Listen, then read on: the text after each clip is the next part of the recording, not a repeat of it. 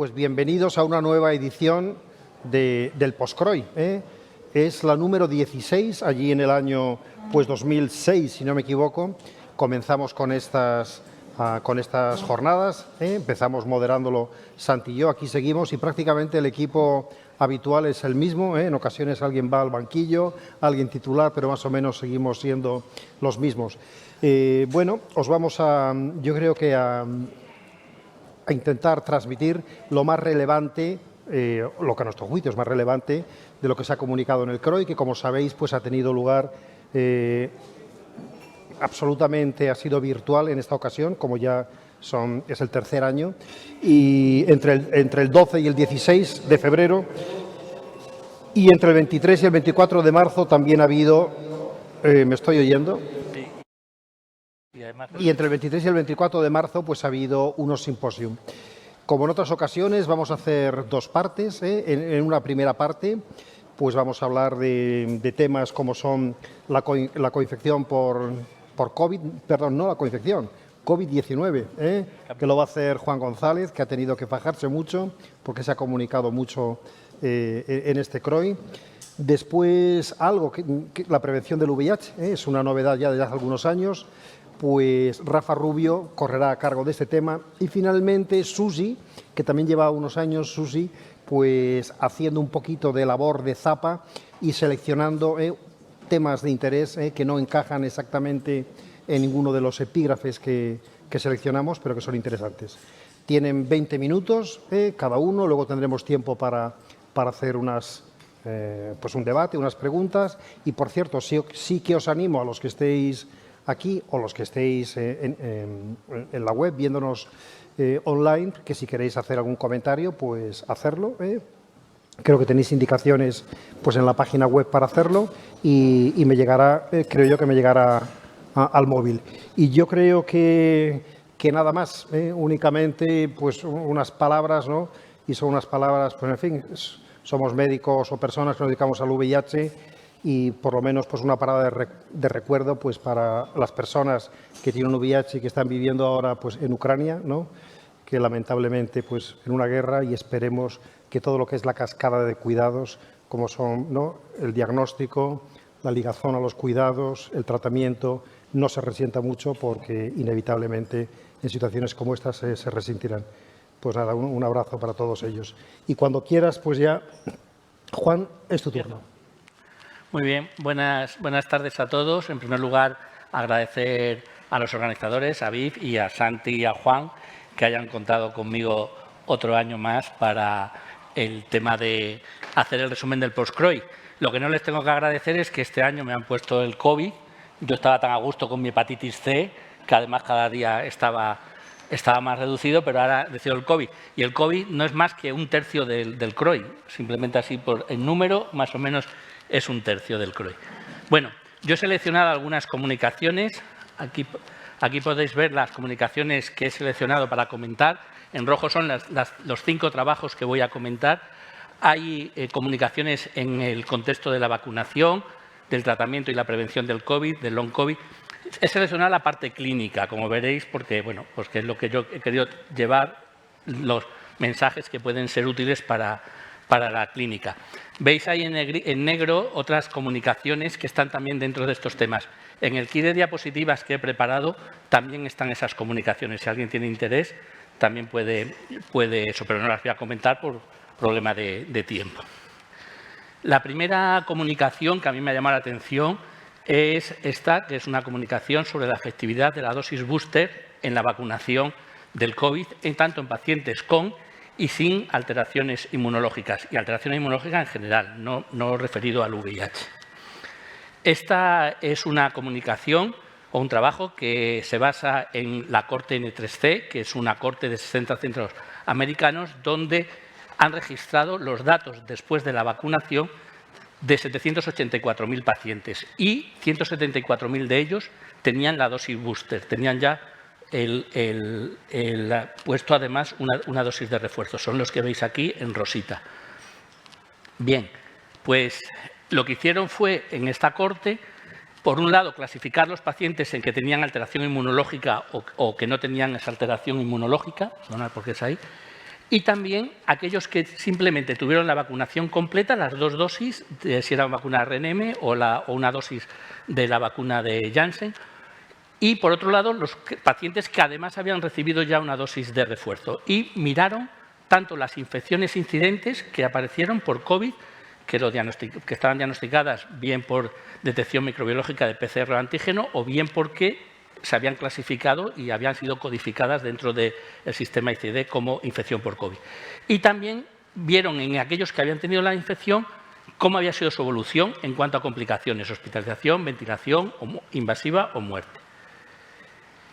Claro, es un estudio de corte y son 2 grupos. No podemos pretender que los grupos fueran similares. Los pacientes que fueron sometidos a una dosis de recuerdo eran pacientes más mayores, porque en ellos estaba indicado la dosis de recuerdo. Eran generalmente también pacientes con más comorbilidades. Ahí veis cómo tener más de 3 comorbilidades y ser, por tanto, riesgo de complicación era más frecuente en los que recibieron la dosis booster, y además eran la población más desfavorecida la que no recibió el booster. Es decir, a nivel de razas, pues los negros, hispánicos, frente a la raza blanca. Por tanto, eso hay que tenerlo en cuenta a la hora de interpretar los resultados. Y aquí podéis ver la incidencia de infecciones que tuvieron en esta población. 48.893 infecciones que registraron en esa población vacunada de 700 y pico mil pacientes. Bien, la incidencia, también como podéis ver ahí, aparece, estas son incidencias semanales, y se ve cómo se dispara cuando empieza la ola Delta en Estados Unidos y cómo se vuelve a disparar cuando empieza la ola Omicron. Pero veis cómo los rositas son mucho menor que lo que se veía antes. Y aquí os pongo la gráfica de antes, donde veíais los pacientes en rosita, que eran los que recibieron el booster, y cuando comparáis con el lado derecho, veis que ya visualmente llama la atención de que hay mucha menos densidad en el lado de la derecha, que son las infecciones incidentes. De hecho, lo que tuvieron es una hazard ratio de 0,30 los pacientes que tuvieron booster respecto a los pacientes que tenían la vacuna completa. Es decir, el booster tuvo una efectividad del 70% en pacientes sin inmunopatología y del 60% en pacientes que tenían inmunopatología. Es decir, claramente disminuyó la incidencia de infecciones por COVID en aquellas personas que habían recibido la dosis booster. Pero más interesante, o tan interesante como lo anterior, fue que aquellos que recibieron la dosis booster tuvieron una infección COVID incidente, tuvieron muchísimo menor riesgo de complicarse en el sentido de hospitalización, de ser necesaria una ventilación invasiva o en el sentido de morir por la infección COVID. Tanto si tenían una alteración inmunológica de base o no tenían ninguna alteración inmunológica. Siempre, cuando no había una alteración inmunológica, la efectividad en prevenir tanto la infección como las complicaciones fue mayor. El segundo estudio, y pasamos ya al tema de los tratamientos frente al COVID, es un estudio en fase 3 hecho en la India de Molnupiravir. Bien, este fue el contexto epidemiológico del estudio. En la India, en aquel momento, ya había diagnosticado más de 41 millones de pacientes con más de medio millón de muertes, y lo que dominaba es la variante dominante allí, era la variante Delta. Es un estudio que lo que hace es incluir a los pacientes dentro de los 5 días. Son infecciones COVID leves, no hospitalizados, infecciones leves, y los incluye dentro de los 5 primeros días de los síntomas. Y se randomizan, es abierto, que es muy importante, se randomiza a recibir el Molnupiravir o simplemente al tratamiento, al standard of care. Y el endpoint primario fue la tasa de hospitalización dentro de los 14 días siguientes a la randomización, y los otros objetivos secundarios fue valorar la mejoría clínica, la muerte o la negatividad de la PCR en los días siguientes a la randomización. Y se incluyeron 1.218 pacientes. Los pacientes, como estaban randomizados, las dos cortes, o sea, los dos grupos fueron similares, excepto en una cosa, como era abierto, en el standard of care. Podéis fijaros ahí, por ejemplo, cómo la ivermectina fue más utilizada en el grupo control, en el grupo de standard of care, porque la ivermectina era algo que en aquel momento se propugnaba en la India como uno de los tratamientos, igual que se ha pasado con la hidroxicloroquina o con algún otro tratamiento. Pero por lo demás los grupos eran similares. La tasa de hospitalización en el día 14, que os recuerdo que era el objetivo primario, fue 1/3 en los pacientes tratados con molnupiravir respecto a pacientes tratados con Standard of Care. Es decir, hubo alrededor de una prevención en 2/3 de los casos en cuanto a hospitalización. Esto fue claramente significativo y indicó superioridad del tratamiento. También el tiempo hasta que hubo la mejoría clínica, que se estableció con unos criterios específicos, fue menor en el grupo tratado con molnupiravir respecto a los tratados con el Standard of Care, de 6 y 10 días respectivamente, lo cual también fue significativo. Y la esterilización, o mejor dicho, la negativización de la PCR nasofaríngea también fue mucho más rápida en los pacientes del grupo de tratamiento, del grupo de investigación. Del 75% al final del tratamiento, recordamos que el tratamiento era de 5 días, ya tenían la PCR negativa frente al 30% de los pacientes que fueron tratados con el Standard of Care. Y esta diferencia se mantuvo a lo largo del periodo de estudio durante los 14 días. Bueno, este estudio lo he traído, aunque probablemente no sea de lo que más podamos llevar nosotros a la práctica clínica en este momento, porque 4 días antes, que eran ya datos conocidos, se publicó en el New England el estudio en fase 3, que sí que era doble ciego. Era doble ciego y aquí lo único, había un poquito de diferencia en cuanto a los pacientes, que eran pacientes que sí que tenían algún factor de riesgo, al menos tenían un factor de riesgo para complicarse. Y en ese estudio, que seguro que muchos lo conoceréis ya, pues se demostró que había, dependiendo del tipo de análisis, porque es un estudio que hubo que parar antes de tiempo y dependiendo que fuera con el análisis intermedio puro o fuera también luego haciendo unos ajustes, pues se reconoció alrededor de un 48% o un 30%, depende del análisis, de efectividad del tratamiento con molnupiravir de cara a prevenir las complicaciones o la progresión de la enfermedad. Pero ese es el motivo también por traerlo.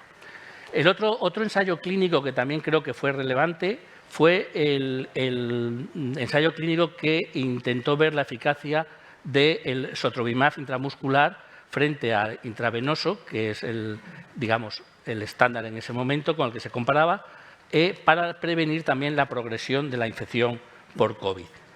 En este estudio ya conocéis que el sotrovimab se le ha adjudicado para evitar la progresión una efectividad de aproximadamente de un 80% y lo que se pretendía con el estudio, la administración intramuscular es hacer mucho más asequible y mucho más factible este tratamiento, siempre y cuando se pudiera cumplir el objetivo de que la eficacia fuera igual intramuscular que intravenosa. Intramuscular se aplica, son 2 inyecciones puestas a la vez, porque para poder poner los 500 miligramos se necesitan 4 mililitros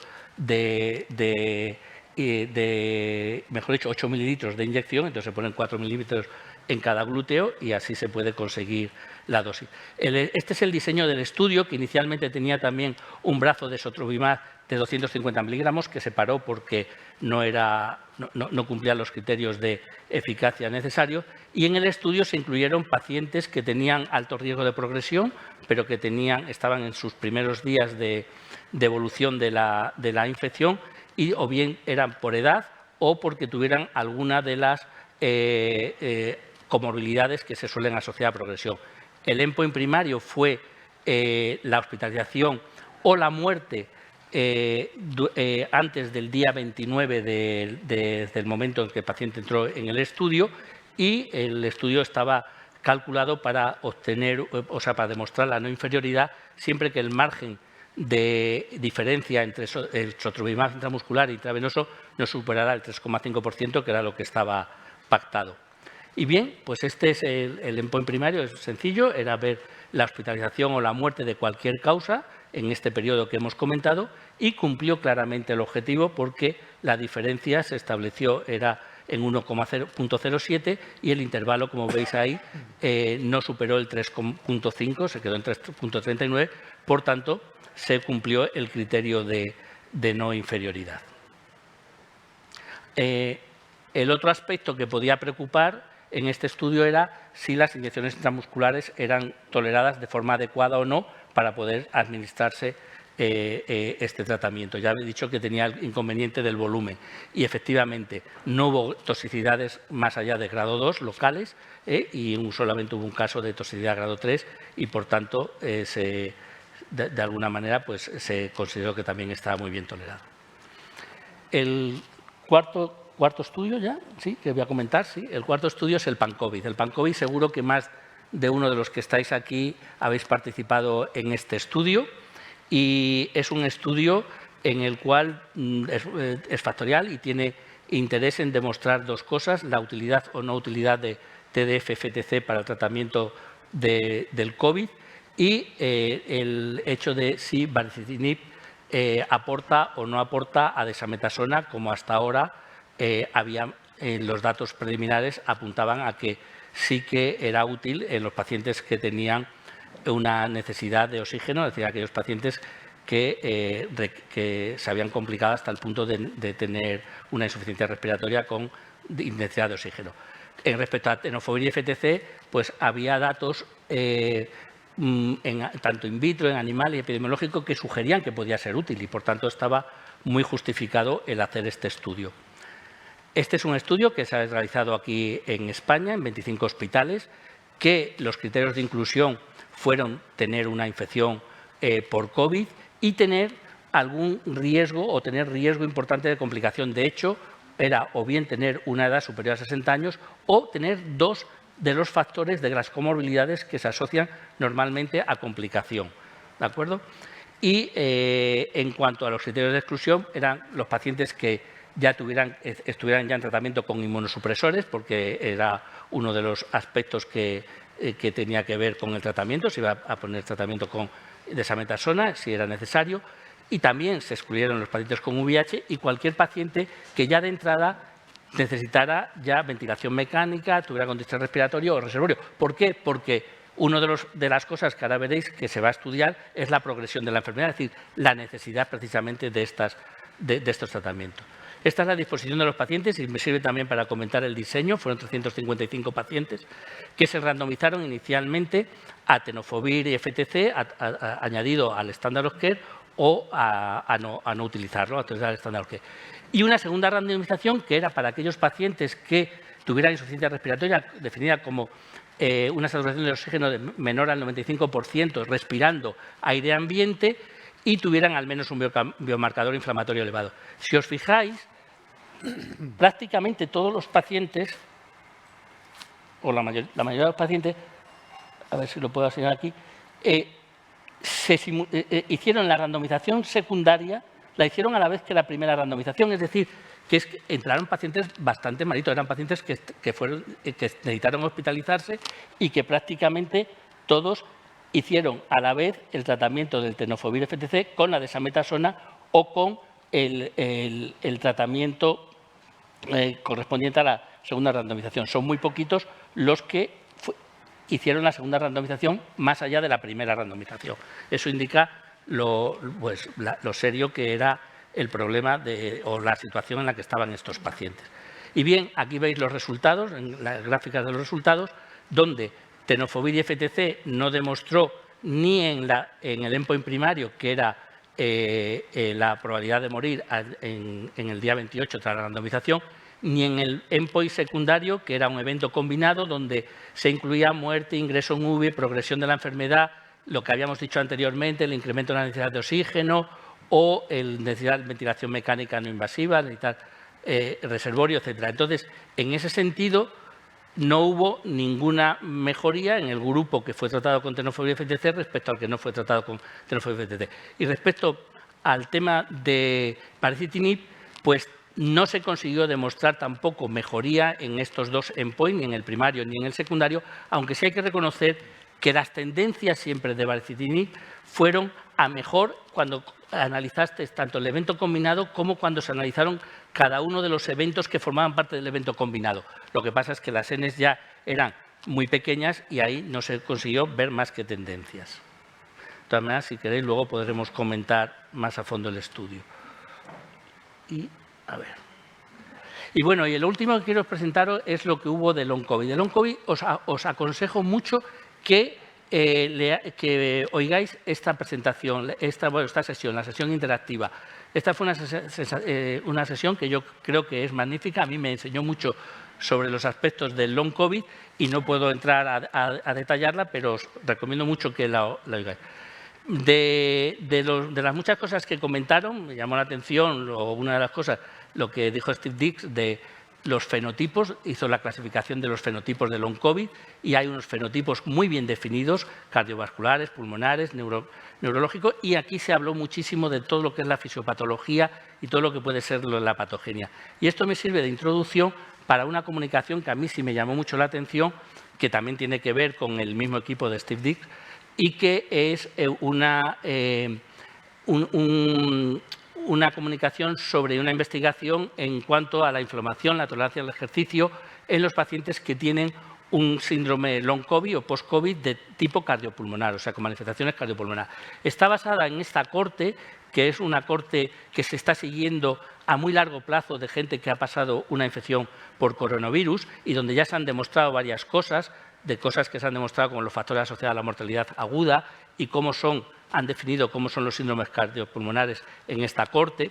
Pero lo que más me interesa es los 120 pacientes que comunicaron aquí de esta corte, que son pacientes con una infección COVID confirmada. La mayoría de ellos no estaban hospitalizados, solamente 29 estaban hospitalizados, es decir, eran gente con un COVID relativamente leve, aunque sí que tenían factores asociados, ahí podéis ver, hipertensión, diabetes, VIH, incluso factores asociados a complicación, y en ellos pues lo que hicieron fue ver cómo evolucionaban esos 120 pacientes toda la sintomatología, o cómo evolucionaba o cómo aparecía la sintomatología cardiopulmonar.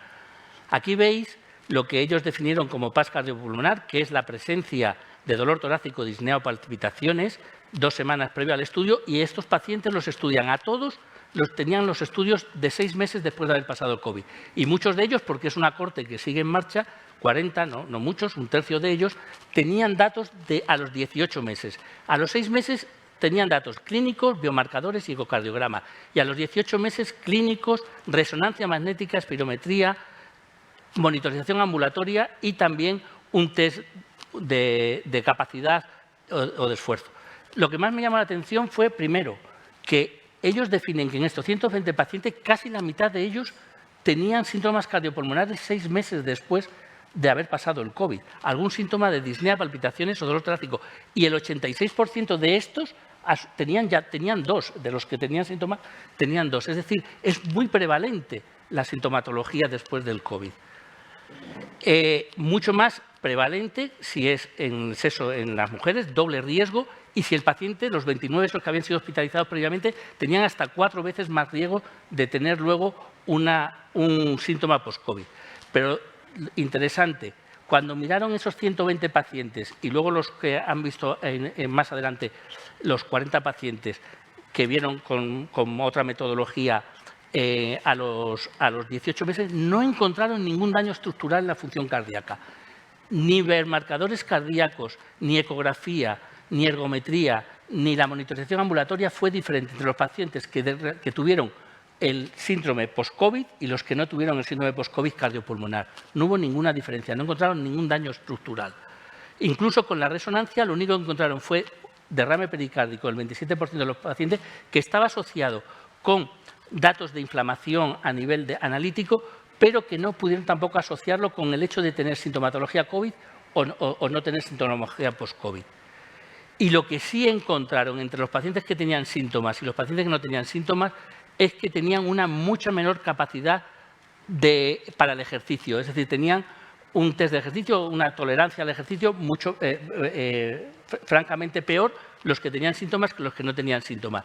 Lo midieron por datos ergonométricos, yo me lo he tenido que estar mirando para enterarme un poquito de qué va todo esto, pero básicamente os puedo decir que lo que tiene, que un MET, que es una de las medidas que emplean, es lo que consumimos cada uno de oxígeno en reposo por kilo y minuto, y que lo que somos capaces de desarrollar con máximo esfuerzo, pues, por ejemplo, los pacientes que no tenían síntomas llegaban a desarrollar un consumo de 8 METs, mientras que los que sí tenían síntomas se quedaban en un consumo más bajo. Quiere decir que su capacidad pulmonar era peor y, además, en función de que esta capacidad pulmonar fuera peor o menor, o fuera peor, había más posibilidad de que aparecieran los síntomas.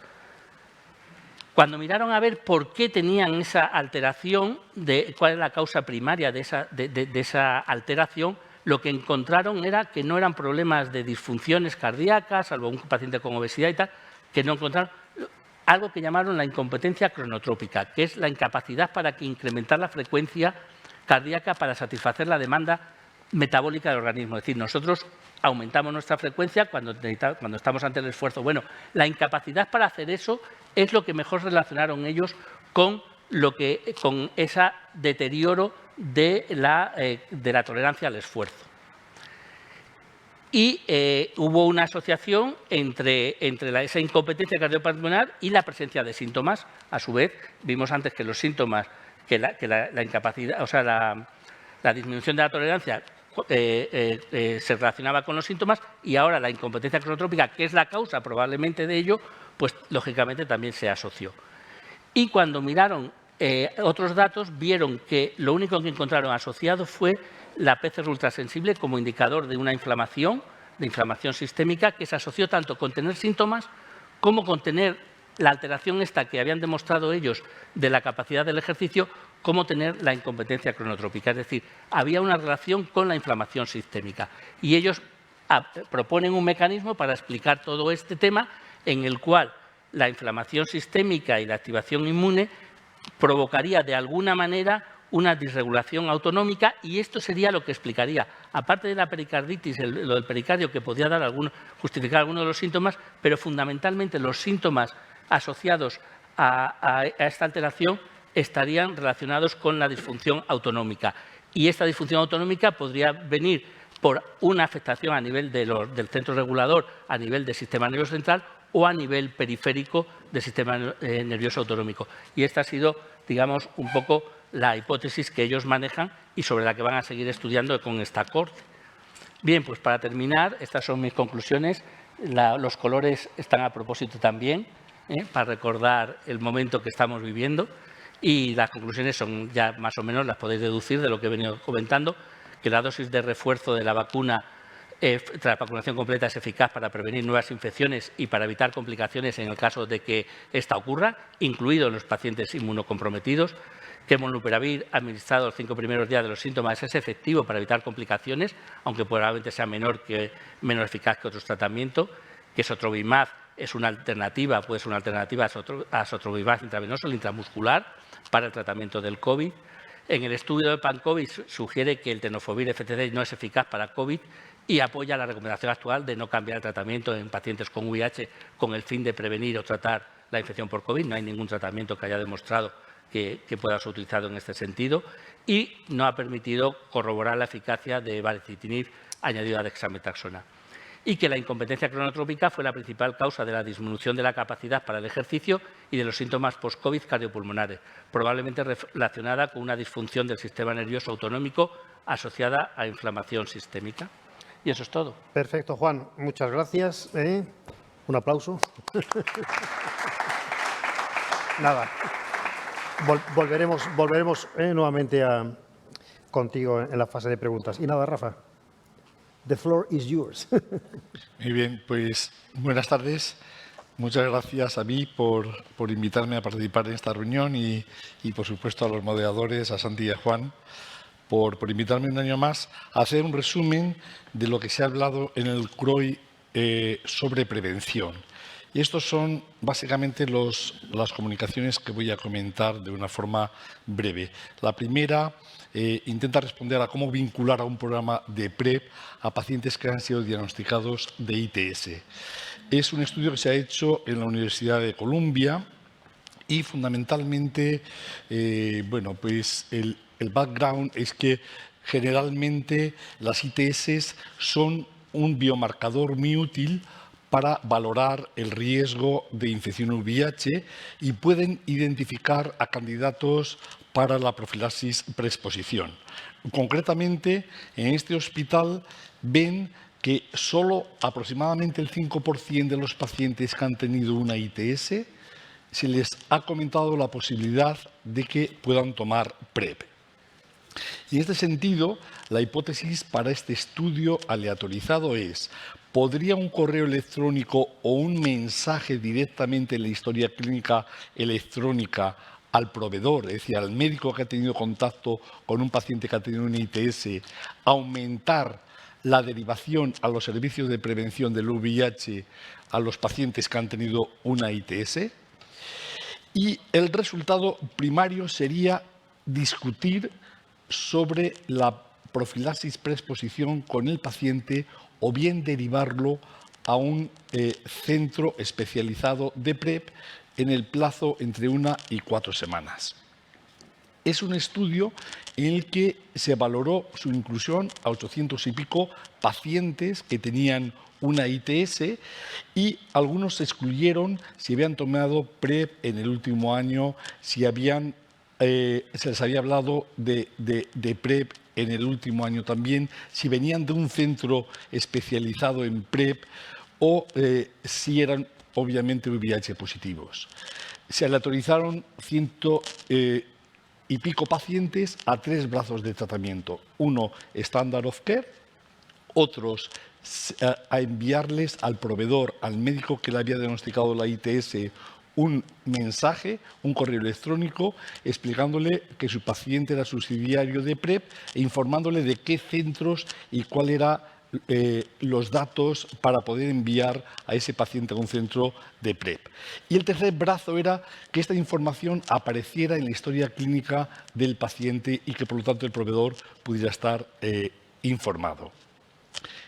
Demográficamente, las características demográficas eran el 50% de los pacientes tenían menos de 24 años, 78% eran mujeres, 62% eran hispánicos y 50% eran pacientes externos y 48% venían de un ámbito de urgencias. Y aquí podéis ver los resultados. En la parte de la izquierda serían los pacientes que estaban en el brazo de Standard of Care. En el segundo, en el panel del medio, están aquellos pacientes que el proveedor había recibido un mail y en el tercer panel, el de la derecha, los pacientes a los cuales se había enviado a través de la historia clínica electrónica un warning. Entonces, los pacientes cuyo proveedor recibió algún mensaje tenían un 7% más de probabilidades de documentar una conversación con ellos sobre PrEP o ser derivados a un centro especializado. Y esto fue del 10% en el grupo aleatorizado a un email y un 7% al grupo aleatorizado a recibir esta información a través de la historia clínica electrónica. Desde luego, no son datos para tirar cohetes. El segundo estudio que quiero comentar es sobre la salud de los pacientes con PrEP en una cohorte de Australia. Y en este estudio exponen los resultados de salud física y mental en la cohorte X-Explore de Australia, que sigue a personas que toman PrEP a largo plazo. Hay 5.000 pacientes en PrEPs, que es la cohorte esta australiana, y hay 1.700 pacientes que participan en otra cohorte que es X-Explore. Y bueno, pues a un grupo de estos pacientes se les hace una encuesta online. Y fundamentalmente el 31% de 500 de 1.700 responden a esta encuesta y son 99% son hombres que tienen sexo con hombres, la mediana de edad es de 48 años, la mediana de tiempo que están con PrEP es de 48 años y 75% de los pacientes están tomando PrEP en el momento de hacer la encuesta. Los diagnósticos que autorrefieren los pacientes en esta encuesta, pues lo podéis ver en la figura 2. Tienen pues un 14% aproximadamente ansiedad y depresión, que es leve, según 2 escalas con las que lo miden, y tienen porcentajes bajos de algunas comorbilidades, siendo la más frecuente la hipertensión en el 10% de los casos. Y la frecuencia de osteopenia, fracturas óseas y enfermedad renal, como podéis ver, es muy baja. Sin embargo, como era de prever, el número de infecciones por transmisión sexual es alto. Un 60% tienen clamidia, 54% gonorrea y 27% tienen sífilis. es de destacar que 90% consideran que tienen un buen estado de salud, 23% han mejorado su estado de salud desde que toman la PrEP y lo atribuyen la mayoría al haber tomado la PrEP. Un 72% considera que su salud es igual y un 6% dicen que ha empeorado su salud bien por efectos gastrointestinales de la PrEP o bien por las propias ITS.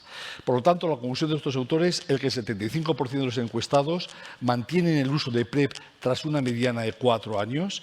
Hay unas bajas tasas de enfermedad renal y ósea y esto también se reflejó en puntuaciones bajas en las encuestas o en las escalas de depresión y de ansiedad. Y muchos de los pacientes, un cuarto aproximadamente, refieren tener una salud mejor desde que toman la PrEP. El siguiente trabajo es sobre efectos secundarios de la PrEP, concretamente osteopenia y osteoporosis. En este estudio tienen como objetivo abordar cuál es el riesgo de osteopenia en una cohorte en la vida real también en pacientes que están tomando Truvada. Y es un estudio de la Kaiser Permanente. Es un estudio retrospectivo que se hizo entre el 2012 y el 2020. Se recogieron variables relacionadas con los factores de riesgo de osteopenia y osteoporosis clásicos y se recogieron del sistema de la Kaiser Permanente. La adherencia se definió utilizando la proporción de días cubiertos por la PrEP y la definición de osteopenia es cuando tenían un T-score por debajo de -1. Bien, los resultados del estudio es que un 3% de esta cohorte tienen osteopenia y los factores que se asocian a mayor tasa de osteopenia pues son los factores clásicos y se ve también una tasa significativamente más alta de osteopenia y osteoporosis en pacientes que tienen una proporción de días cubiertos por encima del 90%. El grupo de pacientes que tienen una adherencia alta por encima del 90% tuvo una mayor reducción de la tasa libre de evento, 86% frente a 96% en 6 años de seguimiento. Y el hazard ratio ajustado solo mostró que los pacientes que tienen una adherencia por encima del 90% tenían un riesgo mayor, significativamente mayor, de osteopenia. Por lo tanto, la conclusión del estudio es que la tasa de adherencia y la exposición prolongada pueden tener un mayor riesgo de desarrollar osteopenia y tal vez a estos pacientes haya que valorar hacer un estudio específico para descartarlo. Hay otro estudio interesante que es sobre las resistencias en pacientes que están tomando PrEP. Este es un estudio que se hace en la British Columbia, en Vancouver, y bueno, pues la hipótesis es que la resistencia a los antirretrovirales y el agrupamiento filogenético podrían diferir entre los usuarios con PrEP que seroconvierten frente a no usuarios de PrEP que seroconvierten. Se hace en un programa de la PrEP de la British Columbia donde hay 7.465 personas que reciben PrEP y se infectan, seroconvierten 15, es decir, 0,20%. Y de ellos desarrollan mutaciones análogos o anonucleósidos 6 pacientes. No se encontró, bueno, y hubo 314 seroconversiones en pacientes que no estaban tomando PrEP. Y compararon y se vio que no hubo una asociación significativa entre el uso previo de la PrEP y las mutaciones basales, incluidas análogos de nucleósidos y no nucleósidos. El uso previo de PrEP se asoció con tasas más altas de resistencia a FTC o TSTC, pero fueron muy pocos casos. Por lo tanto, el uso previo de la PrEP no se asoció con incremento del riesgo de resistencia entre los seroconvertores y tampoco se observó una asociación con la agrupación filogenética o tasas de diversificación viral. Los 4 siguientes trabajos que voy a comentar brevemente son con decabotegravir long-acting. Hay un trabajo en el que actualizaron los datos del estudio HPTN 083, que es un ensayo fase 2B3 controlado, aleatorizado, doble ciego, realizado en homosexuales y mujeres transgénero, que demostraba que cabotegravir long-acting inyectable superior a Truvada oral como PrEP para el VIH. El objetivo de este estudio es actualizar los datos de eficacia y seguridad durante la fase abierta, principalmente del estudio que duró un año. Entonces, también hicieron una actualización durante la fase cerrada, que recordar que fueron 3 años. 3 años de fase cerrada y en total hubo, recordar, 14 infecciones en el grupo de cabotegravir y 41 en el grupo de Truvada, con una incidencia de 0,44 casos por 100 pacientes año de seguimiento en el grupo de cabotegravir y 1,29 por 100 pacientes año en el grupo de Truvada, observándose una reducción del riesgo prácticamente de 2/3 de los pacientes, es decir, de un 66%. Durante la fase abierta, que duró un año, se observaron, sorprendentemente, 11 nuevas infecciones en el grupo de cabotegravir frente a 31 en el grupo de Truvada, aumentando la tasa de incidencia, que pasó a ser de 0,76 por 100 pacientes años frente a 0,44 durante la fase ciega. Y también aumentaron las infecciones en el grupo de Truvada, 31 infecciones, aumentando también la incidencia a 2,22 frente a 1,29. Pero también durante esta fase se observó una reducción del riesgo del 67% a favor de cabotegravir. Esto es el análisis de la eficacia combinada, incluyendo el periodo de la fase ciego y de la fase no ciega, donde se vio que la incidencia era de 0,54 por 100 personas año en el grupo de cabotegravir y 1,57 en el grupo de Truvada. Se mantuvo esa magnitud de reducción del riesgo, un 66%, y la disminución o el aumento de casos durante la fase abierta se puede relacionar sobre todo porque había una disminución en la adherencia tanto en el grupo de Truvada como en el de cabotegravir y además una mayor contribución de las regiones con mayor incidencia. He de destacar que hubo 7 casos de infecciones en el grupo de cabotegravir long-acting que se ponían correctamente todas las inyecciones, aunque esta tasa es de 0,15 por 100 pacientes año de seguimiento. Hubo otro estudio interesante que he leído varias veces, que me invitó José Ramón a que lo comentara, y entonces al principio le dije, no, pero José Ramón, esto va por ti. Entonces, es el estudio 084, es una estimación contrafactual de cabotegravir long-acting de la eficacia frente a placebo contrafactual usando datos de ensayos clínicos externos. Quiero recordaros, el 084 es un estudio aleatorizado con control activo que comparó cabotegravir de acción prolongada frente a PrEP oral con Truvada en mujeres de África subsahariana y demostró una reducción del 89% del riesgo de infección en el grupo de cabotegravir long-acting. Se desconoce, sin embargo, la eficacia de cabotegravir long-acting frente a placebo, puesto que no se ha hecho ese estudio. Entonces, en este estudio, lo que proponen los autores es usar medidas de incidencia con placebo contrafactual para evaluar estimaciones clínicamente útiles de la eficacia de cabotegravir long-acting frente a un placebo virtual. El objetivo, por lo tanto, es estimar la tasa de incidencia de infección VIH que se habría visto en caso de que el estudio 084 tuviera un placebo. Es decir, no ha existido en la realidad, pero podría haber existido. Y el segundo objetivo es estimar la reducción del riesgo relativo de la infección por VIH para cabotegravir long-acting en relación con ese placebo contrafactual.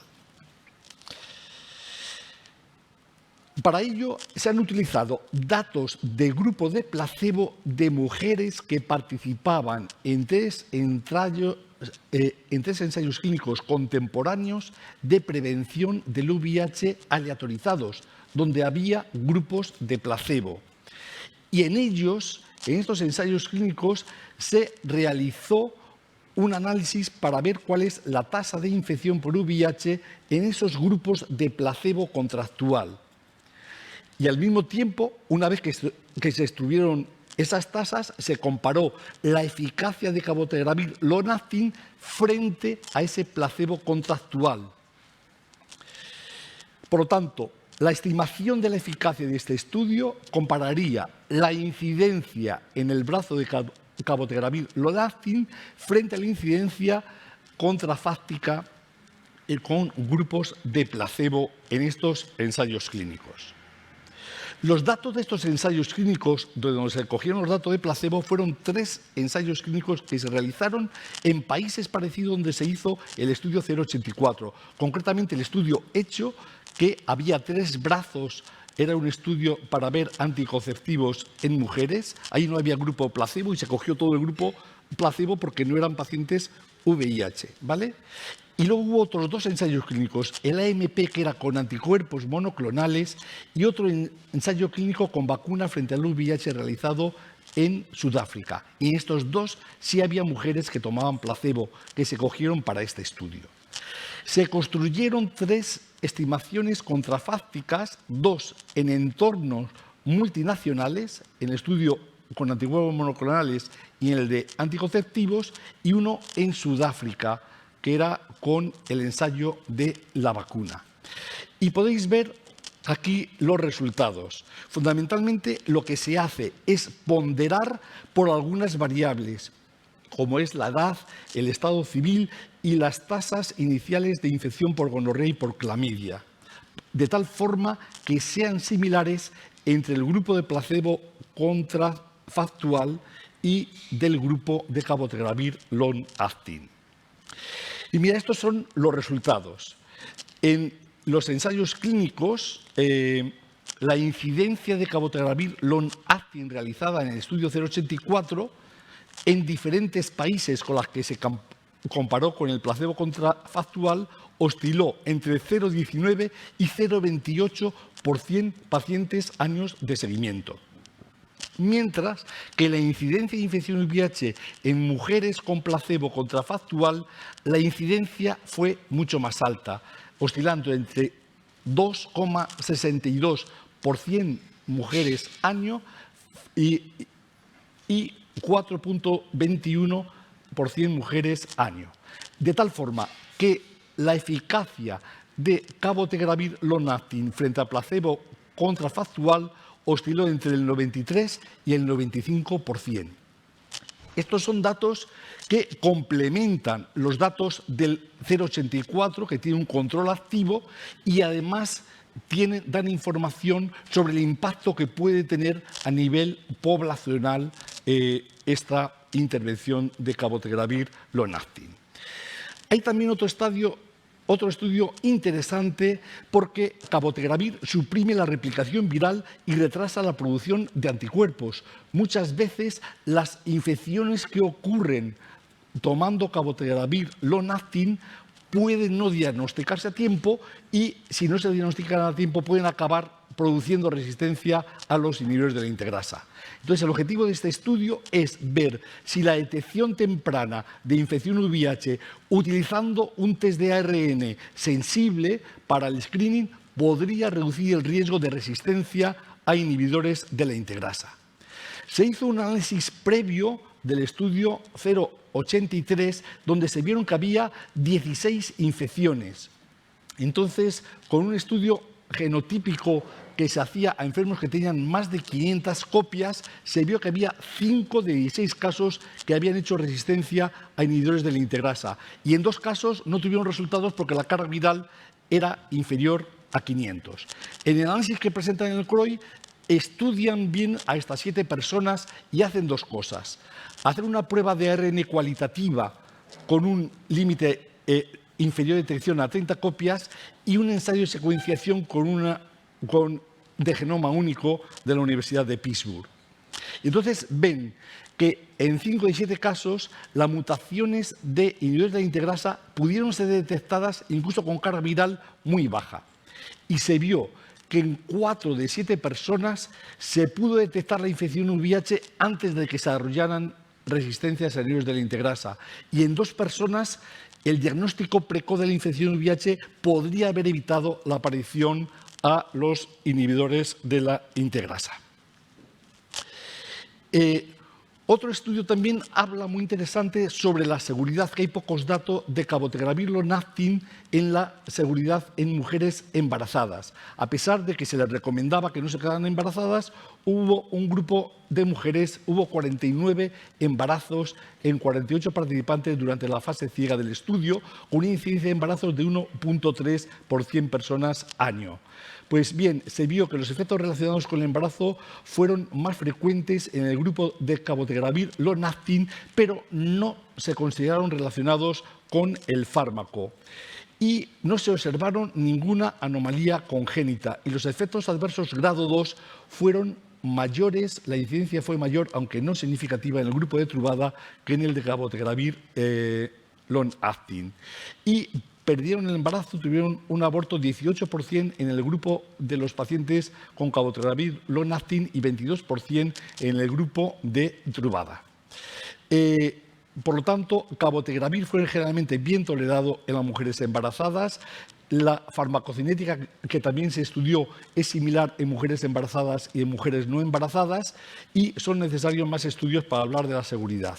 Y voy a acabar en un minuto con estos 2 trabajos. Uno de ellos es sobre islatravir, que se ha realizado y se está realizando un estudio con una administración de 60 o 120 miligramos mensual para la prevención y se compara con placebo. Y este estudio se hizo a 24 semanas para valorar cuál era la seguridad metabólica y la seguridad renal y ósea. Del total de los participantes, 67 eran mujeres y 41% eran de raza negra.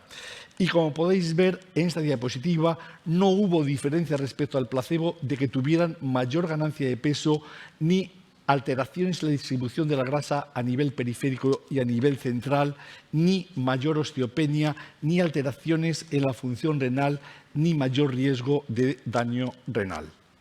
Y por último, comentar, ha habido también un estudio clínico, un ensayo clínico con anticuerpos con anticuerpos monoclonales, 2 anticuerpos monoclonales para la prevención del VIH, bien administrados individualmente o bien conjuntamente cada 12-24 semanas.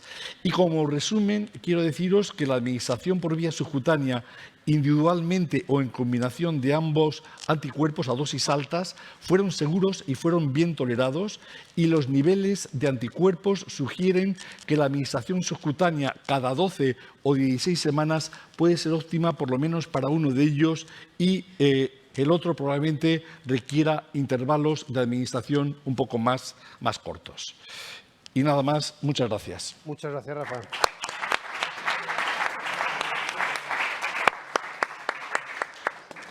Pues nada, Susi. A ver si me apaño. ¿Tengo que darle? Bueno, buenas tardes a todos. Es que no sé qué he hecho. Sí, vale. Muchas gracias también a los organizadores, a Aviv, y desde luego también expresar mi condena profunda y mi consternación por lo que está pasando estos días. Aquí veis lo que yo voy a tratar ahora, ¿no? Voy a tratar un poquito de mujer, embarazo y neonato. Probablemente lo más importante son las comorbilidades, que vamos a hablar algo de tuberculosis y de HPV, ya pinceladas en cuanto a la monitorización de la infección por VIH, y luego he querido señalar pues 3 trabajos españoles que yo creo que nos enseñan algo y que han sido pues trabajos potentes e importantes. El primero, vamos con el estudio, el IMPACT 2010, que sabéis que durante todos estos años hemos estado presentando ya algunos datos sobre él. Se compara dolutegravir, ya sea acompañado de tenofovir alefenamida o FTC o de tenofovir difumarato y FTC frente a efavirenz, tenofovir difumarato y FTC, ¿de acuerdo? Entonces, por resumiros, en los años anteriores, cuando hemos presentado este trabajo, pues ya habíamos visto que dolutegravir versus efavirenz presentaba superioridad virológica, que los niños que nacían, los neonatos, nacían con un peso cercano las mujeres alcanzaban un peso cercano al recomendable, engordaban más en la rama de dolutegravir, pero siempre se mantenían por debajo del peso recomendable que debían de alcanzar las mujeres. Las mujeres expuestas a dolutegravir, tenofovir alefenamida y los neonatos tenían menor proporción de efectos adversos, incluyendo parto pretérmino, muerte fetal, retraso de crecimiento fetal y muerte neonatal. Y luego los niños nacidos en la rama de efavirenz, tenofovir FTC, tenían una mayor proporción de bajo peso al nacer. Y entonces aquí partimos, ¿de acuerdo? Y entonces veis el estudio. Y los datos de los que vamos a hablar ahora es el crecimiento de los niños que han estado expuestos a una de las 3 ramas de tratamiento y hasta prácticamente el año de seguimiento. Meto aquí una cuña. Yo creo que este ha sido el congreso en el que muchos hemos descubierto una población de casi 15 millones de niños que han estado expuestos a antirretrovirales y no se han infectado. Y en una sesión plenaria de la mañana nos dieron una charla excelente de las implicaciones que existían para esos 15 millones de niños, con muchos problemas de retraso pondoestatural, de problemas de todo tipo, que ahora no voy a poder resumir, pero es de las charlas que yo recomiendo, ¿vale? Entonces, aquí tenemos estas 643 mujeres, veis ahí los criterios de inclusión. Y ya voy con los resultados. Entonces, fundamentalmente, tenemos para analizar unos 200 niños por rama, casi un 80% de los niños alimentados con lactancia natural durante este año de seguimiento que se les hace y todos reciben al principio en los primeros meses la profilaxis con tratamiento antirretroviral y en este caso también muchísimos niños profilaxis con Septrin. Entonces, si vamos ordenadamente por las gráficas, la primera a la derecha, arriba, es la de la altura y veis que ya los niños en el momento de nacer, los niños que habían nacido con efavirenz tenían menos altura que los niños que habían nacido en las 2 ramas de dolutegravir. Y esto prácticamente se perpetúa en todo el seguimiento después del nacimiento y hasta las 50 semanas. Cuando lo que evalúan es qué pasa con estos niños con respecto a la población general y miran 2 desviaciones estándar con respecto al crecimiento de la población no infectada, no VIH, no expuesta, pues veis que en ambos casos, esto está arriba en los cuadritos, la proporción de niños con retraso en el crecimiento es mayor en la rama de efavirenz, ¿vale? Cuando lo que miramos, bajando a la gráfica inferior a la izquierda, es el peso, pues sucede exactamente lo mismo y de forma significativa, ¿vale? Cuando se mira el grado de obesidad, en cambio, en las 3 ramas de tratamiento tenemos porcentajes de obesidad muy bajitos, iguales en las 3 ramas, y cuando lo que se mira es el bajo peso, durante todo este año, tanto a 26 semanas, que es cuando hacen esta medición, como a 50, en las ramas de efavirenz, en los 2 puntos, pues se ve un menor peso. Cuando lo que hacen es mirar la relación entre altura y peso, en cambio, no hay diferencias significativas entre las 3 ramas de tratamiento. Entonces, bueno, pues la conclusión de los autores es que los niños nacidos de madres expuestas a efavirenz en el embarazo fueron significativamente más pequeños durante el primer año de vida. Esto, bueno, tenemos por aquí a un pediatra, tiene importancia por el desarrollo no solo pondoestatural, sino cognitivo de estos niños. El por qué sucede esto, pues los autores dicen que podría ser ese retraso, esa menor ganancia de peso que tuvieron las madres durante el embarazo, pero obviamente no saben en el fondo cuál es la causa. Y luego que no se encuentran diferencias entre las ramas de tenofovir o TAF. ¿Vale? Siguiendo, pero ya más rápidamente, porque son estudios de menor entidad, se presentaron otros dos pósters ya, no comunicaciones orales, del IMPACT 2010. En uno, lo que se evaluaron fue de forma aleatoria, tanto en la madre como en los niños, valores de glucemia y valores de hemoglobina glicosilada. Fueron muestras aleatorias y el tamaño muestral, por ejemplo, en los niños eran solo 60 niños, no es un estudio tan potente. En cualquier caso, no encontraron diferencias significativas entre las tres ramas. A pesar de que había habido una rama en donde las mujeres engordaban más, ¿no?, la rama de dolutegravir, esto no impactó en la glucosa ni en la hemoglobina glicosilada de estas mujeres. Otro dato muy importante, que todos no, bueno, pues que lo que pasa es que a nosotros no nos resultan muy novedosos, es que la superioridad virológica que se vio en la rama de dolutegravir también impactó en la tasa de mutaciones en el fracaso, ¿no? Hubo más mujeres que desarrollaron resistencias en la rama de efavirenz. Hay otra cosa que esto es lo que me parece más importante, es que en ambas ramas las mujeres que fracasaron tenían más mutaciones ya basales. Lo que pasa es que cuando a las mujeres se les incluía, directamente, como se hace normalmente en África y en países, se les ponía el tratamiento y no se miraba la resistencia. Y entonces, bueno, pues hubo más desarrollo de resistencias y estas tuvieron que ver con las resistencias basales. Y luego un estudio que no tiene mucho que ver con esto, que también está hecho en África, pero todas las muestras se han analizado en Estados Unidos, es algo que también conocíamos de sobra de siempre, pero ahora, bueno, pues que se ha visto en el embarazo, donde lo que sí que puede tener es mucho más impacto en el sentido, bueno, pues de la transmisión. Y básicamente es que las mutaciones minoritarias al efavirenz impactan en la tasa de desarrollo de fracaso, ¿vale? Luego, otro aspecto importante que hemos durante todos los congresos que hemos tenido casi los 2 últimos años, que es la cohorte SEPAMO, que nos venía diciendo un poquito qué pasaba con el dolutegravir y el desarrollo de defectos del tubo neural.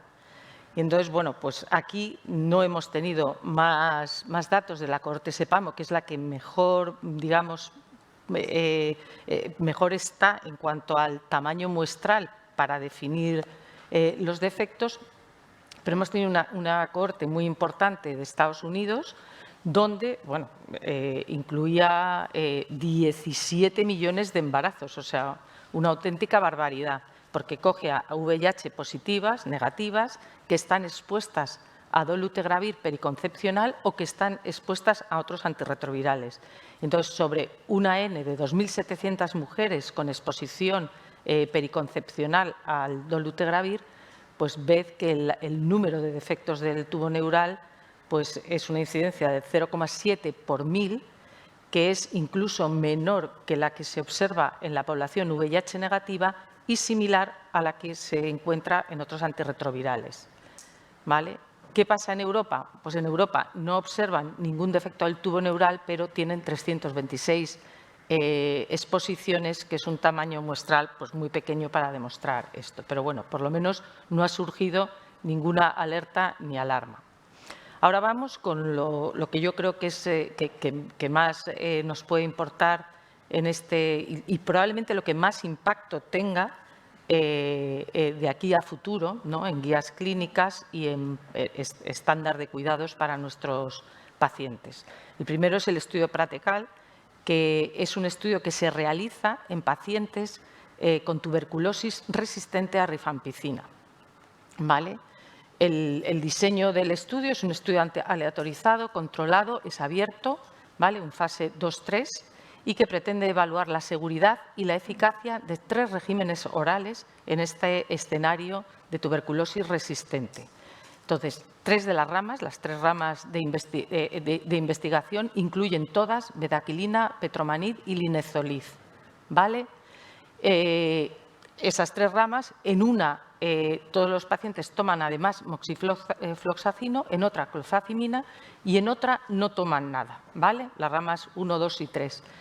Y la última rama es el estándar de cuidados, que es diferente para cada uno de los sitios donde se incluyen a los pacientes. Veis que es Uzbekistán, Bielorrusia y Sudáfrica. Tienen que ser, eso sí, terapias, digamos, que se consideren standard of care en las guías de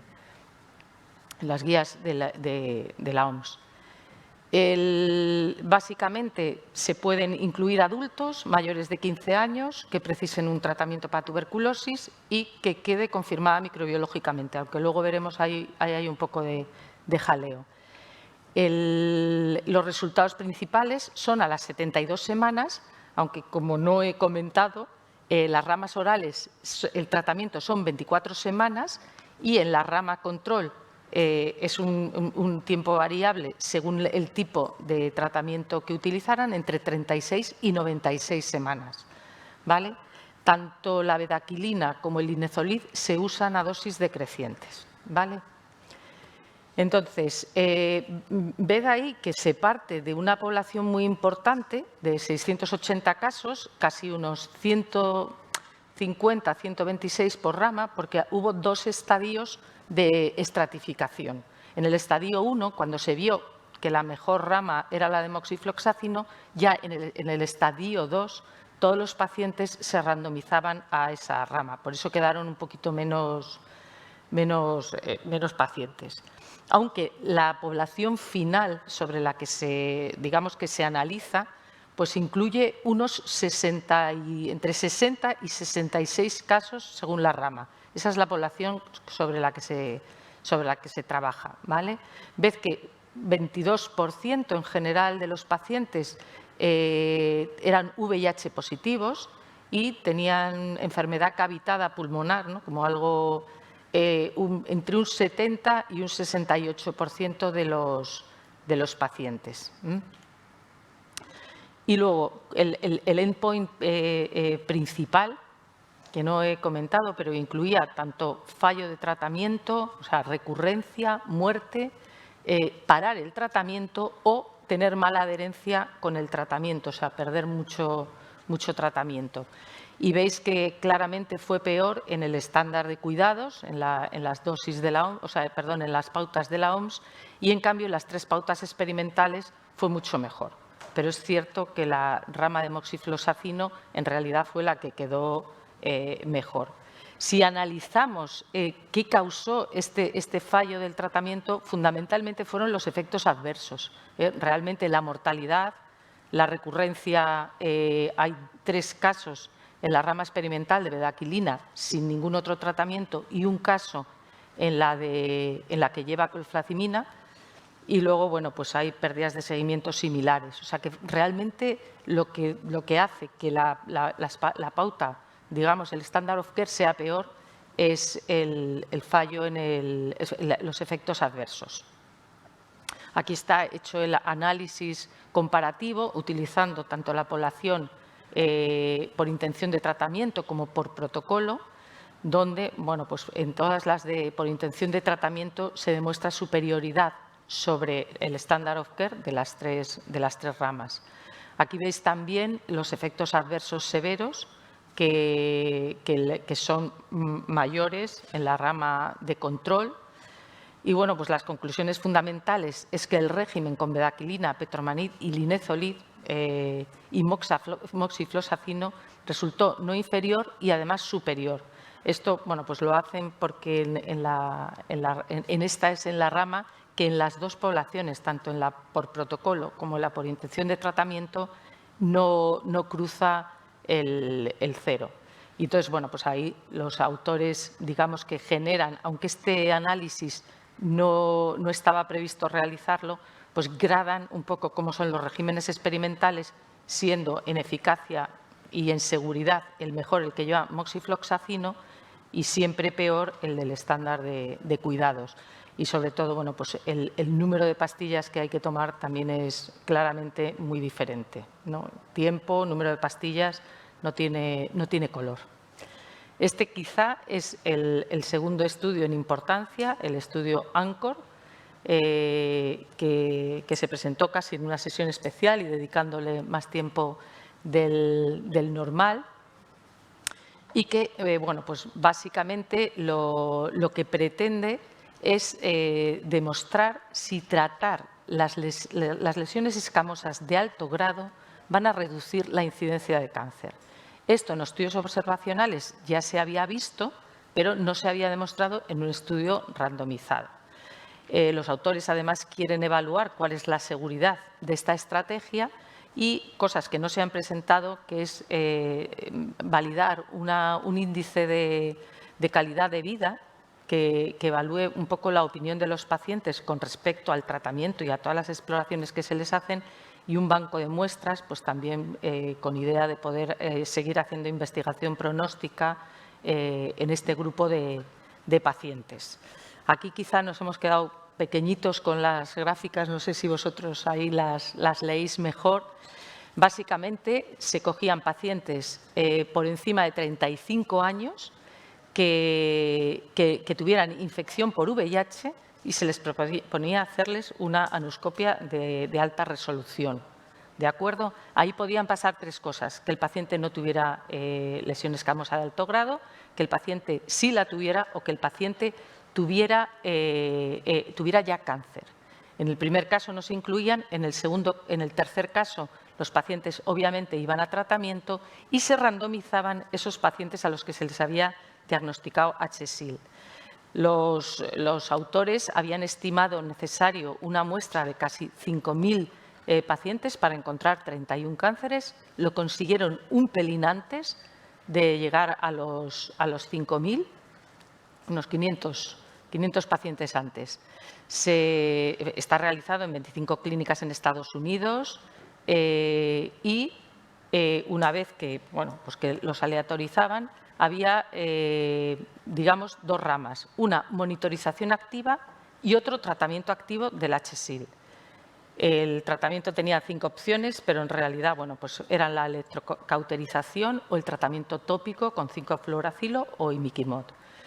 A los pacientes luego se les metía en un algoritmo en el que básicamente se les ponía tratamiento, se les observaba a los 6 meses. Si había recidiva, el paciente en 2 semanas podía volver a recibir tratamiento, y esto así en sucesión, siempre y cuando no se encontrara que el paciente ya tenía un cáncer, donde en este caso el paciente ya se mandaba a tratamiento a oncología o donde fuera necesario. Entonces, en el brazo de tratamiento, esto se hacía, la anoscopia la anoscopia se realizaba cada 6 meses y siempre si había una sospecha de cáncer. En el brazo de monitorización, la anoscopia se realizaba una vez al año y sí si aparecía una sospecha de cáncer. Entonces, bueno, pues los resultados fundamentales son que después de, digamos, hacer anoscopias a 10.000 y pico pacientes, donde veis que la proporción fue un poquito más del 50% en general en hombres y sobre todo en mujeres transgénero, que llegó al 62,5%, tenían lesiones escamosas de alto grado. Se aleatorizan unas 2.200 personas por rama y se evalúan para la incidencia de cáncer prácticamente en el 99,7% de los pacientes que se habían randomizado, ¿vale? Y entonces, bueno, pues en una media de unos 2 años se diagnostican 9 casos de cáncer anal en la rama de tratamiento activo y 21 casos en la rama de monitorización únicamente. Con lo cual, bueno, pues estos ya son diferencias estadísticamente significativas y se observa una reducción del 57% en el diagnóstico de cáncer incidente. Y con respecto a la seguridad, porque esto supuso muchos más biopsias y tratamientos, pues ved que solo hubo 7 casos de efectos serios, efectos adversos serios, en la rama de tratamiento activo, 3 dolor, 3 absceso y 1 ulceración, y en la rama de monitorización una sola infección de tejidos blandos. Veis ahí, bueno, pues cómo se separan las 2 ramas en cuanto a la incidencia de efecto de cáncer anal, que lo que yo creo que es importante es que, desde luego, esto todavía no es la panacea de la prevención, porque sigue habiendo casos en las 2 ramas. Lo que sí que queda claro es que pues algo que es muy laborioso y muy costoso, que es tener a un paciente en un tan estrecho seguimiento y además haciéndole procedimientos agresivos prácticamente en cada sesión, sí que demuestra una reducción del cáncer. Yo creo que esto es muy importante y la verdad es que yo quería decir una cosa aquí, y además tengo a Bea, lo importante que ha sido en España el establecimiento de un estudio y la realidad, que no te encuentras con estos resultados y dices, madre mía, ¿dónde estamos? Sino que, gracias a Dios, hay muchas unidades donde esto lo llevan haciendo muchísimos años a un coste muy alto, ¿no? Y gente como pues Pompeyo, Bea Hernández, que se mojaron mucho por conseguir esto. Ahora pasamos ya a la monitorización, que esto es muy sencillito y, aunque está hecho en edad pediátrica y está hecho en África, pues yo creo que podíamos sacar un aprendizaje. Por eso solo uno, porque es un estudio con resultado, un estudio randomizado, pero con resultado negativo. Básicamente, entre el año 2019 y el 2020, en 5 clínicas en Kenia, se randomiza a niños entre 1 y 14 años a tener carga viral en el momento, el resultado de la carga viral en el momento, realizada cada 3 meses, con posibilidad de tener resistencias y asesoría para pautar el tratamiento, frente a el standard of care, que es realmente lo que tenemos nosotros, que es carga viral cada 6 meses, detección de resistencias, podemos decir que no, que lo tenemos siempre, y la podemos tener sin que nos lo aprueben, y en general pues nadie nos da consejo para hacer un rescate o un cambio de tratamiento. Entonces, bueno, pues prácticamente entran 350 niños por rama. La mayoría, al principio del estudio, están con no nucleósidos, un 54 o 52%, o inhibidor de la proteasa, y hay poquitos con inhibidor de la integrasa, pero las personas que presentaban el estudio ya comentaron que a lo largo del estudio prácticamente un 60% pasan a una terapia con dolutegravir, y eso probablemente haya influido en los resultados, ¿vale? La mayoría, bueno, un 75% en general, estaban controlados virológicamente cuando entran en este estudio, que es para evaluar nada más que si tener la carga viral tan a punto como en el mismo día puede representar alguna mejora. Y bueno, pues tanto el endpoint primario era tener carga viral indetectable a las 48 semanas. Y fijaros que la tasa de indetectabilidad es la misma en las 2 ramas. Cuando lo miran por debajo de 40 copias, que sería más lo que nosotros tenemos aquí, es exactamente lo mismo. La proporción es menor, pero en ambas ramas, 74, 75 y 73%, pero realmente no se consigue nada. Ellos hacen varias reflexiones, dicen que los pacientes y los sanitarios prefieren tener la carga viral pues tan a punto como en el primer día, pero no se demuestra, y dicen pues el tamaño muestral, una serie de cosas que pueden haber influido. Probablemente yo creo que nos pasa como nos pasaría aquí, que hoy en día los fracasos no vienen en general dados ni por las resistencias ni por los tratamientos, sino en realidad vienen dados por la adherencia. Entonces, bueno, pues ahí todavía en África probablemente ellos hablan todo el rato que habría que haber puesto pues más medidas para que se generaran menos fracasos. Y entonces, bueno, también que en una rama se realizan 120 test de resistencias, 107 que al final se amplifican, y en la otra rama 5 y 2 que se amplifican y prácticamente en el 100% de los pacientes se desarrollan mutaciones.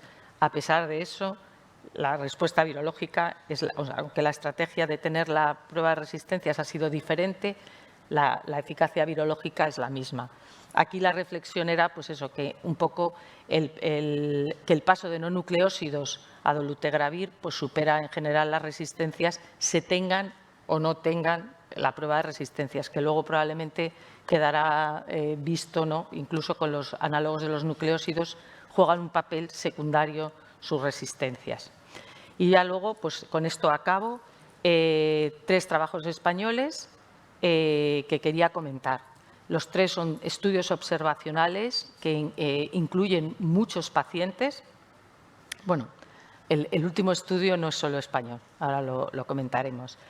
Y bueno, pues uno tan cercano como que lo ha liderado la doctora Sánchez Conde, que tenemos aquí, y que me ha encantado porque, bueno, pues incluye un montón de pacientes y realmente con 7 características que son muy evidentes, prácticamente con leerte la primera parte de la historia de un paciente. Ya, vale. Pues ya tenemos los resultados. Entonces, bueno, pues con puntuar 2 o 1, según veis ahí, cuando llegamos a un valor cercano al 11, eso nos indica fragilidad y eso tiene mucha importancia para el manejo posterior de los pacientes. Luego, este es otro estudio multicéntrico, también liderado en este caso por los andaluces, por el doctor Macías, en el que básicamente hacen un fibroscan a los pacientes y ya les hacen un seguimiento. Yo creo que superaba casi los 5 años. Ellos hacen modelos de supervivencia y lo que ven básicamente es que el hecho de tener grasa hepática, ¿vale? La grasa hepática per se no impacta en la supervivencia, solo cuando esa grasa hepática va acompañada de un grado importante de fibrosis, que puede ser medido solo por el fibroscan o en este caso por el fibroscan más el score FAST, ¿no? que incluye el fibroscan más la GOT, la GPT, perdón.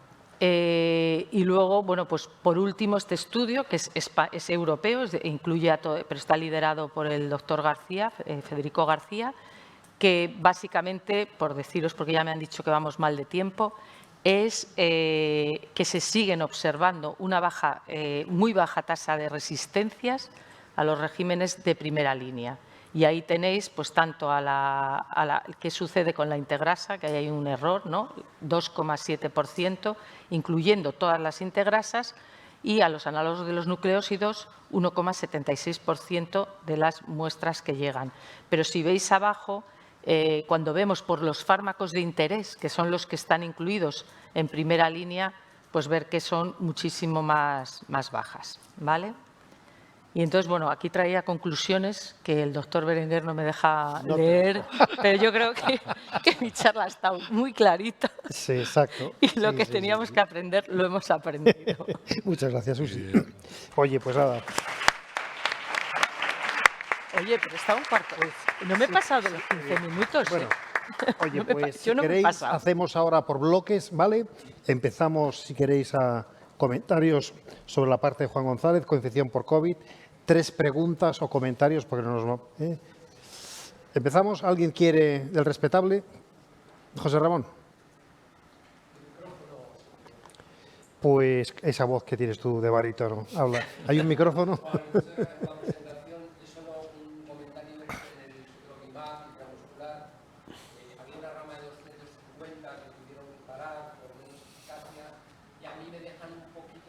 Las muertes. Hay 2 muertos en la rama del ciclopimab intramuscular, ninguno en la de intravenoso, hay un poquito más de hospitalizaciones intramusculares e intravenoso. Esto en el contexto de Omicron, sobre todo de BA2, puede tener una implicación clínica relevante. Yo creo que el estudio habría que repetirlo probablemente. De esta manera el estudio no está terminado. Bueno, pues entonces estupendo. No está... Es sin duda el que mejor aguanta el aumento de resistencia de Omicron. Con BA2 empieza a tener resultados positivos, pero me deja un pelín tranquilo. Podemos utilizar intramuscular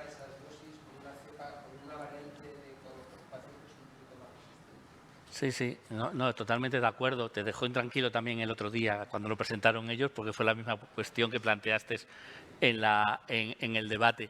Y sí que es cierto que tampoco respondieron categóricamente. Yo al principio cuando vi el estudio pensé que era un estudio ya totalmente concluido y luego cuando lo estaba revisando, sin embargo, comentaban que todavía faltan algunos análisis. Lo que pasa es que ya la no inferioridad sí que la han demostrado. Entonces, si en estos casos, en esto que termina, se desliga algo más en el tema de mortalidad tal, pues puede ser. Y lo que dices, tiene buena sensibilidad para Omicron, pero no tan buena como tiene para Delta. Luego se puede magnificar cualquier cosa que sea un ruido, se puede magnificar en un escenario distinto o incluso en pacientes distintos. Porque claro, no es lo mismo que cojas a lo mejor pacientes en una situación de riesgo, pero que tengan un cierto riesgo, a que cojas una población de mayor riesgo donde necesitas que la prueba del algodón sea más importante, ¿no? Imaginemos que en vez de coger pacientes con un solo factor de riesgo, fueran pacientes con 2 factores de riesgo y que tengan, por tanto, más probabilidad. Yo creo que es una señal que habrá que ver en el futuro y tendrán que depurarla, porque si no, pues puede ser una limitación para que sea aplicable algo que, por otro lado, desde luego, si funciona, nos va a venir muy bien. Bueno. Yo, Juan, quería hacerte un comentario. Yo creo que el primer artículo, el de la Johns Hopkins, es importantísimo, ¿no? Porque de alguna manera ese estudio, es un estudio observacional con todas las cosas que debe tener un estudio observacional para evitar sesgos, aunque eso... Pero sí, la verdad es que demostrar la utilidad de una dosis de refuerzo en prevenir infecciones en inmunocompetentes y inmunodeprimidos, aquí no tanto inmunodeprimidos, pero sobre todo consecuencias que hospitalización y muerte. Totalmente. Y es que hubo una sesión donde la gente de Rockefeller, lo mismo, pero in vitro y ex vivo, y lo que hacen es siguen durante todas sus vacunas a unos 40 y tantas personas, les van sacando muestras, van sacando los linfocitos y lo que se encuentran es que a medida que van administrando dosis y con la dosis de refuerzo aumenta la potencia, el espectro, incluye la Omicron y luego cuando secuencian todos los linfocitos B, ven que esos linfocitos B aprenden, van cambiando el espectro, o sea que es como el sustrato, yo creo que hubo muchísimo, es el sustrato que le da, ¿no?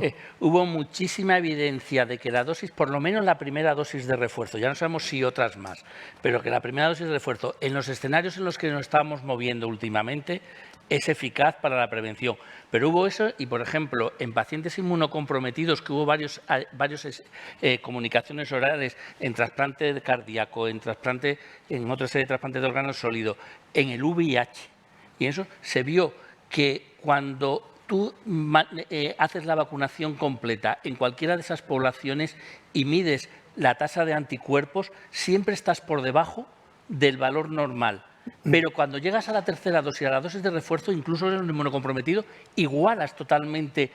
Otra cosa es que in vitro lo que eso pueda significar y lo que pueda tener luego a nivel de la inmunidad celular, que no está tan medida en esos estudios.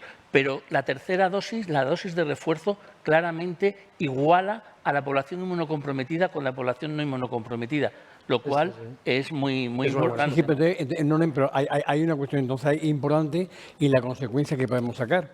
Es decir, el tratamiento que tú has puesto es Sotrovimab, el Molnupiravir que has discutido, o el Imatrivir, o el tratamiento en conjunto de las infecciones de la calle, están pensados precisamente para personas a riesgo de progresión. Claro. Entre ellos, fundamentalmente, los inmunocomprometidos. Los ensayos clínicos, ninguno se tienen personas vacunadas. Pero cuando te miden estudios poblacionales quienes progresan, se identifican a los inmunocomprometidos como el grupo prioritario para administrar estos medicamentos. Claro, si la tasa de incidencia de progresión tras recibir la dosis de recuerdo es tan elevada como se comentan, hay que cuestionarse si tiene cabida la utilización en ningún contexto de los tratamientos orales. Ya. Y los anticuerpos monoclonales. Me refiero que el dato más aproximado que tenemos, por ejemplo, en la población española, son lo que saca el Ministerio, que nos dice que la mortalidad en las personas vacunadas es del 0,0033 en el peor de los casos. Tema de opinión de expertos. Pero luego... amigos, tenemos que pasar, es que si no nos quedamos sin discusión. No, déjame solo una hora. Juan, que pero también una de las cosas que también salió en muchas es que todo eso se pierde, porque la protección te la da durante 5 o 6 meses, pero a partir del 7º o 8º mes se empieza a perder. O sea, y ahí ya no sabemos qué pasará con otras dosis. Pero todo esto que tú has comentado, perfecto, la gente deja de tener riesgo, pero temporalmente, ¿eh? No de forma indefinida. Gracias, Juan. Oye, ahora pasamos a la parte de Rafa Rubio. 2 preguntitas. ¿Quién tiene preguntas para hacer a Rafa Rubio? Comentarios. Rafa, a mí, fíjate, a mí me ha llamado mucho la atención lo que has presentado de la gente de Vancouver, porque de alguna manera creo que no está alineado con lo que habíamos recibido, y es que las personas que se reconvierten en PrEP no aumenta, es decir, las resistencias son las mismas que la gente que se reconvierte no recibiendo PrEP, ¿no? ¿Esto cómo lo concilias tú? Son 15 casos solamente. Bueno, es que los casos de infecciones emergentes en PrEP, la PrEP es eficacísima. Sí, pero los propios autores Pero eran dicen 6 que la de muestra, 15. Pero es pequeña para comparar. Aunque sean 15, pero el mensaje es que Sí, parece que las hay infecciones pocas. emergentes... Sí, Pero Juan, yo no lo entendí No, bien, no, pero son había 6 6 de pacientes. 15. 6 pacientes es mucho. Claro, 6 de 15 6 de es un 15. 40%. 6 de 15. Un 40% con 15. resistencia Claro. a análogos o a no Pues análogos. algo entonces en el mensaje... Perdón, análogos o a... No, no, pero para que a compararlo con la población que había convertido no en PrEP, Eso la tasa era es. parecida. La tasa es parecida. Sí, en la un tasa es número de parecida. población que 6 de 15. En la conclusión del trabajo.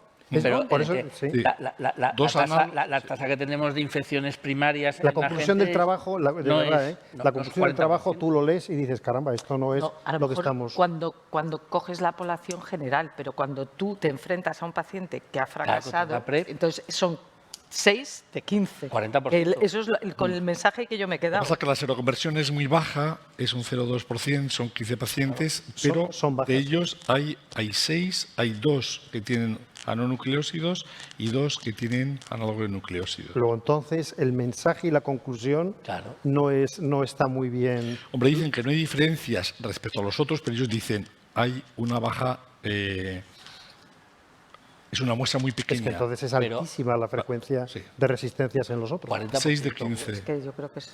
Bueno, pues nada, No, pero eso para las guías es importante. sí. Es que es una discusión básica en las guías de qué hacer con los pacientes que tienes que iniciar tratamiento y vienen de una PrEP y no tienes un estudio de resistencia, ¿no? Oye, Rafa, hay una cosa que en el estudio este de Esselman no me ha quedado claro. ¿Cuándo hay que utilizar el test de ARN ultrasensible? ¿En el momento basal donde tú vas a meter a una persona candidata a que reciba cabotegravir para PrEP? ¿Es en ese momento? O Habría que hacer en el momento basal y en seguimiento. O sea, Una pero- carga viral, no fiarse de los test O sea, que rápidos durante el ni de la seguimiento de vez en serología. cuando hacer cargas virales. No de vez en cuando, hacerlas sistemáticamente. O sea, no serología, sino carga Sí. viral. Pla, pla, Sí, pla. me parece que los CDC ya además lo recomiendan así. Vale.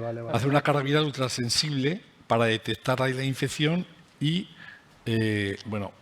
evitar que aparezcan resistencias Muy a bien. genes de la integrasa. Eso es Y súper breve. ¿Se ha parado los estudios Islatravir en PrEP? ¿Están parados o no? Me queda duda porque hubo alguna exposición, en principio no. Hay En otro. principio Lo no. ha parado. Reclutamiento, está para el reclutamiento. Sí, pero Sí, no se han sí, sí. suspendido. siguen los estudios. Siguen los estudios, pero, Sí, sí. pero para el reclutamiento, ¿no? Sí. Parado. Vale. Dices los de profilaxis, Bueno, luego Juan Carlos nos comentará de esto. Oye, y vamos contigo, Sus. Lo de que estamos ya contrafactual, lo de contrafactual ha quedado Contrafactual nos duda, has ¿o no? dejado contrafactuados. A lo mejor no lo he explicado bien, ¿no? Pero No, no. Lo ha contrafactual explicado muy bien. Lo he es explicado muy perfecto. interesante. Lo has explicado Si muy veis, bien, ¿eh? os voy a dar bibliografía. No existe la palabra contrafactual en el diccionario de la Real Academia de Española, pero sí en Wikipedia podéis ver contrafactual o contrafáctico, que quiere decir que en el universo observable, por ejemplo, de investigación humana, no existe un hecho. No existe un hecho. Es decir, por ejemplo, Te lo inventas. en el 084 no había un grupo placebo, pero virtualmente lo hemos podido seleccionar y elegir de otros grupos placebos. Nada, Sí. Bueno, Podrían esto, ser controles esto es históricos. esto es metafísica Lo que ya. pasa- Lo bueno de esta pregunta, contesto muy brevemente a José Ramón. Son controles históricos, pero esto lo bueno que tiene es que Lo parean, ¿no? estos controles históricos son de estudios contemporáneos, que tienen criterios parecidos de elegibilidad, que geográficamente están hechos en los mismos sitios y que Los luego ajustas. se parean por Los ajustas. estratos de edad, por criterio también del estado civil y por el número de infecciones oportunistas. Digo, de infecciones ETS. de IDS, perdón. ¿Vale? Entonces parían y consiguen, bueno, pues que existan esa ponderación a la hora de compararlos. Y lo que es muy importante, y con esto acabo, Juan, es muy importante este tipo de estudios, no los he estudiado porque José Ramón me lo pidió, porque complementan al estudio 084, el estudio 084 pues disminuye, o al 0,84 en este sentido, disminuye frente a placebo un X%, pero esto sería frente al impacto que tiene a nivel poblacional de lo que ocurriría frente a personas que no toman nada, reduciendo el riesgo de infección en más de un 90 y tantos %, lo cual es impresionante. Muy bien. Oye, y entramos yo creo en la última parte, y Susi, sin duda, yo creo que el estudio ANCHOR es uno de los estudios estrella, como tal lo reconoció, ¿no? Y luego, no sé, para comentar algunas cosas, yo creo que no cabe duda que el tratamiento del HSIL pues reduce, o sea, cuando alguien tiene una displasia de alto grado, tratarlo es mejor que no tratarlo, o sea, reduce. Lo que pasa, fíjate, empezamos ya con, o sea, una cosa es cuando tú tienes y la otra cosa es, ¿nos dice esto algo de si tenemos y si esto es costo efectivo, es decir, implantar un screening de cribado de displasia? Esto es lo que yo creo que este estudio no da. Este estudio responde la pregunta que contesta. Lo digo porque haciendo números te das cuenta que hay cerca de, 10.000 y pico que screening, 4.000 y pico que seleccionan, 2.200, lo siguen 2 años y te encuentras al final que hay 9 y 21 casos, es decir, 0,40% en 2 años y medio, 0,4 en el que tratas y 0,94. La tasa de incidencia, el doctor Palevsky es una gloria oírlo, es una gloria, aparte de mí, es una de las personas que más confianza me da. Pero utiliza unas gráficas donde te corta el eje de las IES en 0,20, ¿no? Y luego da las incidencias por 100.000 pacientes años, ¿no? Porque si lo haces por 100 pacientes años es de 0,17 y 0,4. Es decir, calculando el number needed to treat por el endpoint primario, a mí me sale que hay que tratar 438 displasias para prevenir un cáncer de ano. Lo digo más que nada porque eso hay... Para eso quería completar la pregunta de Juan en un sentido totalmente contrario. ¿Te parece ético seguir a pacientes VIH positivo ahora, después del ANCHOR? ¿Te parece ético seguirlos sin vigilarles el posible desarrollo de un cáncer anal? Claro, a lo mejor... Pero es que esto no es ética. No, Esto es coste, Juan, esto no es coste. plantea, ¿es coste efectivo? No, y yo planteo, sí, lo ¿es pasa es que- ético no vigilarlos? Para nada. O sea, Santi. ¿Cómo te lo planteas en las mujeres? Santi, ¿Cómo te lo Santi, vale, Esto- pero no nos metamos en la ética, Juan, o metamos en la Juan, ética. Santi. esto que A ver, Pepe, la Pepe, charla Pepe, merece Pepe. la... Espera, la No, charla es que merece la pena... esto es oír. nuclear. No. Y desde luego las conclusiones del doctor Palevsky hay que verlas, porque el doctor Palevsky al final el tratamiento reduce la incidencia y luego todos los peros. Los peros, leerlo, ¿vale? Pero- Y cuando esté en el New England y tengamos la editorial, hablamos. Bueno, Pero no es lo mismo diagnosticar un cáncer anal en un estadio muy precoz, que es lo que se hace gracias a los programas de cribado de displasia, que cuando llegan los pacientes que no han sido vigilados ni cribados. No tiene absolutamente nada que ver tratar un cáncer que se cura y se preserva la función del órgano, que para muchas personas tiene una función doble. No olvidemos que es un órgano excretor y un órgano sexual, y no es lo mismo tampoco que el tratamiento, si llegas tarde, sea una colostomía a una persona de media. Entre Bueno, 40 o y se le 50 lleve la años vida por para delante. el resto de su vida. Esa es la realidad. Sí, no, Juan. sin duda, pero digo, Sí. no, si no estamos cuestionando el que haya que hacer cribado, el asunto es que hay que hacer cribado de displasia con anuscopia de alta resolución o hay que hacer un cribado de cáncer de ano. Esta es la pregunta. El O cribado sea, lo que algún cribado... no lo hace nadie. porque ¿El qué? es ¿El qué? simplemente ¿El qué? meter ¿El qué? el ¿El qué? dedo ¿El qué? y Que no lo hace nadie. El cribado de cáncer anal no Bueno, lo hace yo nadie. os digo una cosa, vamos a esperar al debate que se va a generar, al artículo y a ver qué... Es que No, pero si Pepe, ya antes de tener el ANCOR... los Pepe, vamos a ver, programas el cáncer de próstata, o sea, es que el tema del cribado de tumores es un tema, El ¿sabes? cribado de cáncer de cervix hoy en día probablemente tenga una incidencia de cáncer menor que la que tiene el Claro, cáncer con la vacunación. anal. Y sin embargo se sigue haciendo y se siguen dando bocados a las Ya. mujeres y se las sigue viendo. También tendremos que modular quién es los pacientes de máximo riesgo y eso también se está haciendo ahora. Probablemente haya que estrechar un poco el foco, pero desde luego que la utilidad, yo creo que oye, con los datos del ANCOR... Bueno, Claro, no, yo creo que, amigos, como veis, el ANCOR es el estudio que todos tenéis que conectaros en el CROI y verlos. Y es, como dicen, stay tuned, leer el paper y estar ¿no? Sencillamente, gente que sabe, desde luego, más que yo, para ver cómo lo interpreta y a ver cómo queda esto en las guías. Y nada, amigos, nos vemos. Oye, por cierto, nos vemos a las... Santi, ¿a qué no nos vemos? A las 6. A las 6 nos vemos, ¿vale? Tanto, joder, mucho, ¿no? Bueno, Juan. Que no podemos.